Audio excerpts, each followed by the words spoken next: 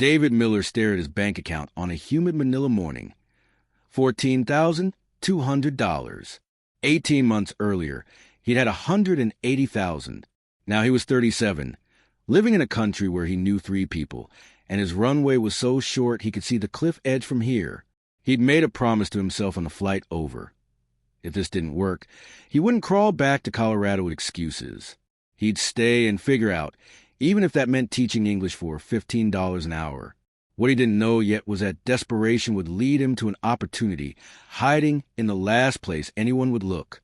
And that 18 months from now, he'd be standing in the same apartment, looking at a very different number on that screen. If you want more true stories of bold decisions and the people who risk everything to reinvent their lives, subscribe now so you never miss the next leap. 2 years before Manila, David was living what everyone told him was a dream. He worked as a senior project manager for a tech consulting firm in Boulder, pulling in $95,000 a year. He had a downtown apartment with mountain views, a Subaru Outback packed with climbing gear, and a savings account that had finally crossed 6 figures after a decade of careful investing. On paper, he'd won. In reality, he was suffocating. The job had become a treadmill of pointless meetings, corporate politics, and projects that died in committee. He'd spend 8 hours in conference rooms debating deliverables, then go home to an empty apartment and scroll through photos of places he'd visit someday. His friends were all partnered up, buying houses, talking about kindergartens. David was invited to fewer gatherings. The guy who still went rock climbing every weekend didn't quite fit the dinner party demographic anymore. Then his company got acquired. The new management brought their own people. David's title stayed the same, but his actual responsibilities shrank. He became what he'd always feared, middle management deadweight, collecting a paycheck while his skills atrophied. He was 35 and could feel his life calcifying around him. The breaking point came on a Tuesday. He was sitting in his 4th meeting of the day, something about aligning stakeholder expectations, when he realized he couldn't remember the last time he'd felt genuinely excited about anything. That night, he opened a spreadsheet and ran the numbers. His savings plus his investment accounts totaled $183,000. His monthly burn rate in Boulder was $4,200 between rent, car payment, insurance, and everything else. Then he ran different numbers. Cost of living in Southeast Asia. Freelance rates for project management consulting. Visa requirements for digital nomads. The math was terrifying and exhilarating in equal measure. For 3 months, David did nothing. The spreadsheet sat on his laptop, like a dare he wasn't ready to accept. Then his company announced another restructure. More efficiency optimization. His department was getting folded into a larger team. The writing wasn't quite on the wall yet, but David could see someone penciling it in. He had 2 options: stay and slowly become obsolete, or quit and execute the plan he'd been too scared to start. The night before he handed in his resignation, he barely slept. He kept running worst-case scenarios. What if he couldn't find clients? What if Southeast Asia was nothing like the digital nomad blogs promised? What if he was making the biggest mistake of his life? But here's what finally pushed him over the edge. The realization that he'd rather fail spectacularly trying something new than succeed at something that was killing him slowly. He gave 4 weeks' notice. His boss seemed genuinely confused. David had a secure position. Why would he leave? But wished him well. His co-workers threw him a goodbye lunch where everyone said they wished they had his courage. Nobody meant it. His parents were less diplomatic. His mother cried. His father asked if he was having some kind of crisis. His younger sister just said, "Well, it's your life to ruin." David spent his last 2 weeks in Boulder selling, or donating almost everything he owned.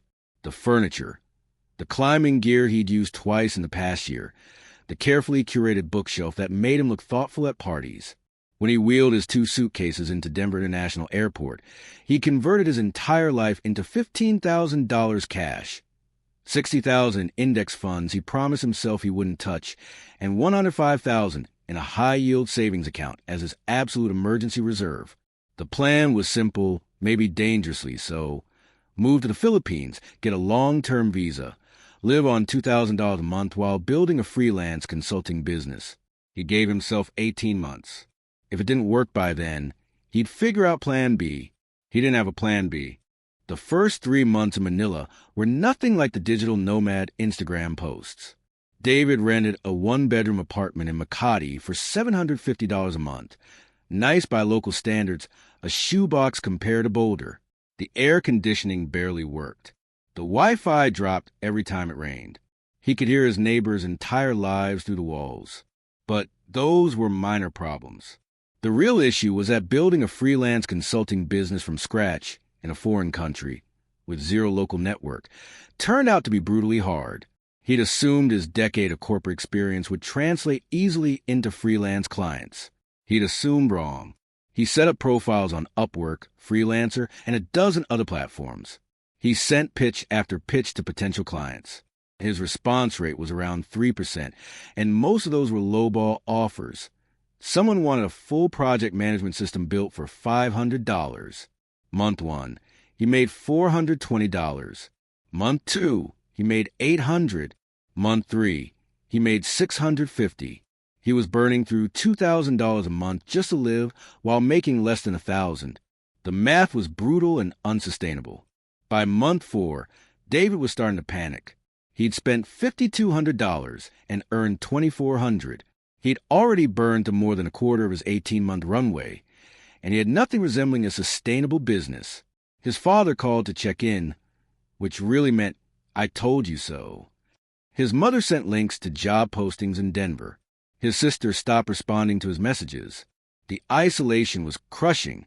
He'd made a few acquaintances at a co-working space, but most digital nomads in Manila were younger, in their 20s, treating Southeast Asia like an extended backpacking trip. David was pushing 37, watching his savings evaporate, feeling like the oldest freshman in a college dorm. Month 5 was when things got truly dark. David landed what seemed like his first real project, a 6-week consulting contract with a California-based startup that needed help managing their remote team. They'd pay him $4,000, half up front. He got the deposit, started the work, and invested 30 hours in the first week. Then the company's funding fell through. They ghosted him. The contract was worthless. He'd work for free. That night, sitting on his balcony with a cheap beer, David opened his banking app. He had $11,400 left of his original $15,000. 5 months gone, and his business was failing. He could feel the pull of going back. Get a corporate job. Admit this was a mistake. Return to the safety of a salary and health insurance and a 401k match. Instead, he made a different decision. He was going to stop competing on the global freelance platforms where he was invisible. He was going to find a niche nobody else was serving. The pivot came from an unexpected conversation at a gym. David had started going to a local boxing gym to deal with the stress. One afternoon, he got talking with another expat, an Australian guy named Marcus who ran operations for a manufacturing company with factories in the Philippines and Vietnam. Marcus was complaining about how hard it was to find good project managers who understood both Western business practices and Asian operational realities. His company kept hiring consultants from Singapore or Hong Kong who charged $25,000 a month, but didn't really understand the ground-level challenges. "We need someone who gets how things actually work here," Marcus said. "Not someone flying in from Singapore for 2 days a month." David saw it immediately. He wasn't competing with digital nomads doing Upwork gigs for $20 an hour. He wasn't even competing with traditional consultants. He was in a unique position. Western business expertise, living full-time in Southeast Asia, available for on-the-ground work, and charging a fraction of what the big firms demanded. He asked Marcus if he could pitch his company's leadership on a project. Marcus said sure, but set expectations low. They'd been burned before. David spent 3 days preparing a proposal that was nothing like the generic pitches he'd been sending.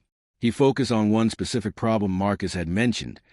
Their logistics coordination between Philippine suppliers and Vietnamese factories was a disaster, costing them tens of thousands in delays every quarter. His proposal: embed himself for 8 weeks, map the entire workflow, train local managers, and build a sustainable system. Total cost: $8,000 plus expenses. It was a fraction of what a McKinsey consultant would charge, but it was more money than David had made in the previous 5 months combined. Marcus got him a meeting. David pitched. The operations VP was skeptical but willing to take a chance. They hired him. Those 8 weeks changed everything. David lived in Angeles City, an hour north of Manila, working directly with the factory managers and logistics coordinators. He didn't just deliver a consulting report. He built relationships, trained people, fixed actual problems.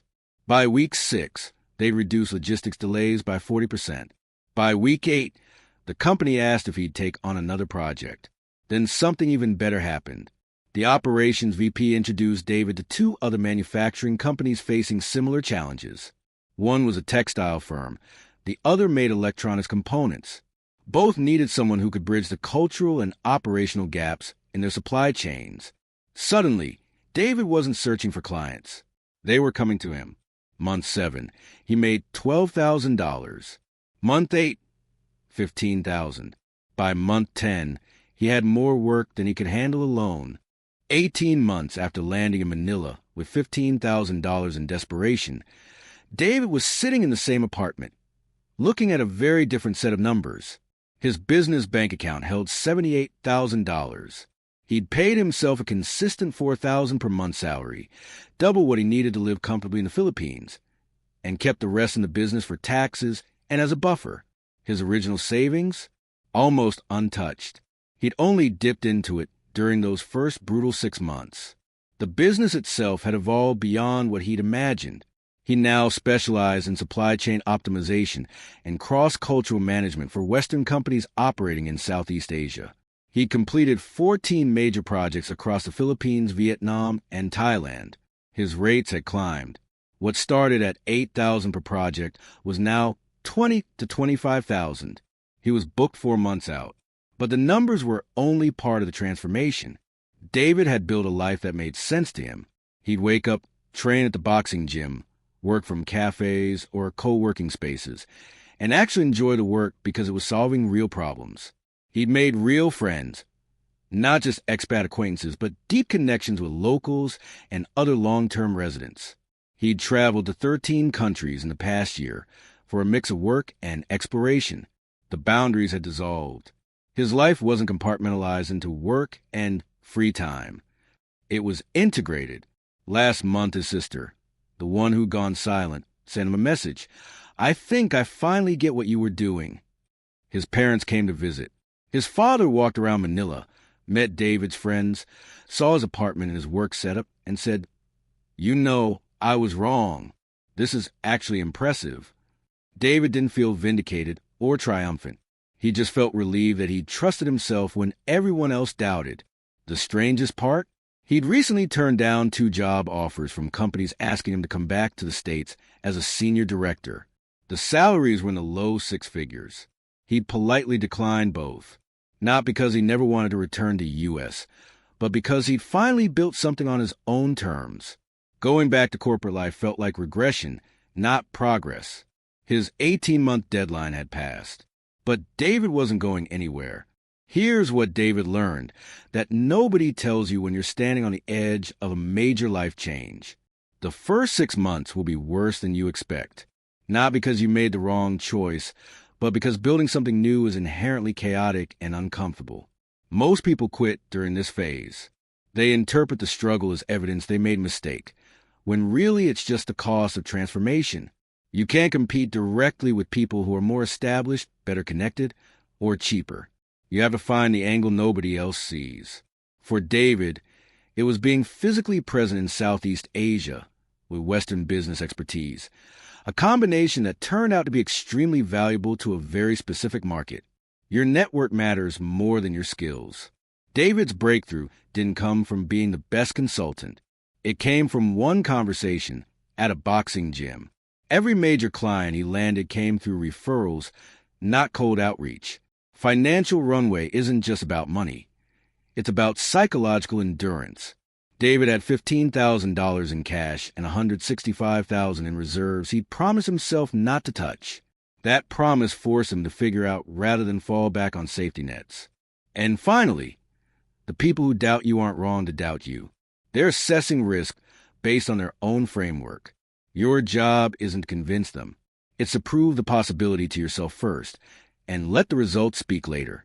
David didn't move to the Philippines and immediately build a thriving business.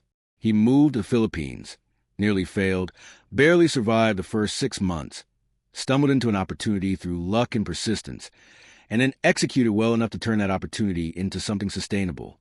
That's not a fairy tale. That's the actual shape of most success stories. Desperation, adaptation, and a willingness to look stupid until you figure it out. If this story inspired you, subscribe and share it with someone who might be standing at the edge of their own bold leap today.